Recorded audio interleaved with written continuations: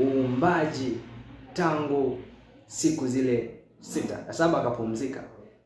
Na kwa kuthibitisha hilo, tukiangalia katika kitabu cha Warumi sura ya 8 na mstari wa 29, neno la Mungu linasema, maana wale aliowajua tangu asili aliwachagua tangu asili wafananishwe na mfano wa mwana wake, ili yeye awe mzaliwa wa kwanza miongoni mwa ndugu wengi. Bwana Yesu asifiwe sana.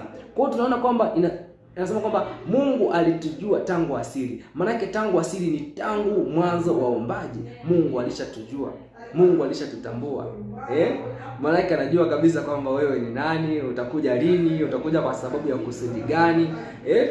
Na kuna kusudi pia ambalo amekuwekea unapokuja hapa duniani. Sio kama umekuja kiasara tu au kwa bahati mbaya. Hata kama babako na mamako wataka kutoa mimba, kuharibu mimba, wataka kukua, wakutupe jalani, wakutupe wapi, ukapona hadi maisha yako. Yaani hata kama ilitokea hivyo, lakini haukuja kwa bahati mbaya. Kuna mpango kamili wa Mungu. Bwana Yesu asifiwe sana. Kwa hiyo tunaona kumbe Mungu alishamaliza uumbaji tangu enzi hizo, yaani tangu asili, na sisi anatujua tangu hiyo asili. Lakini tukiangalia hapo mwanzo, tunaona kwamba Mungu alitaka tuishi kwenye bustani ya Eden, kwenye uwepo wake. Bustani ya Eden sio geographical area, ni ndani ya uwepo wa Mungu. Kwa hiyo hilo ndio lilikuwa kusudi lake. Lakini tukija kuangalia kwamba tunaona kwamba Adamu alikosea. Alipewa maagizo asile tunda la mti wa ujuzi wa mema na mabaya. Aliambiwa anaweza kula matunda ya miti yote isipokuwa hilo, lakini yeye alikula.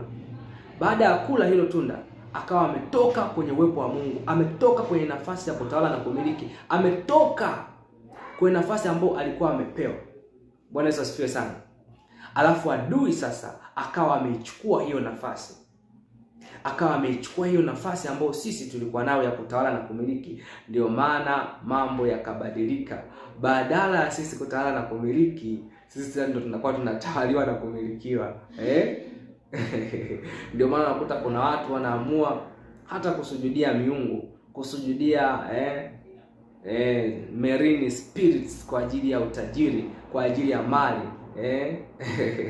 Ni kwa sababu gani? Kwa sababu tayari adui ameshavimiliki hivyo vitu. Kwa hiyo anakuambia kama alivyomwambia Yesu kwamba ukikubali kunisujudia, nitakupa mali, utajiri na fahari yote ya dunia vitakuwa chini yako. Kwa hiyo kwa sababu hiyo unakuta kuna watu wanakubali kumsujudia shetani kupitia waganga wa kienyeji, kupitia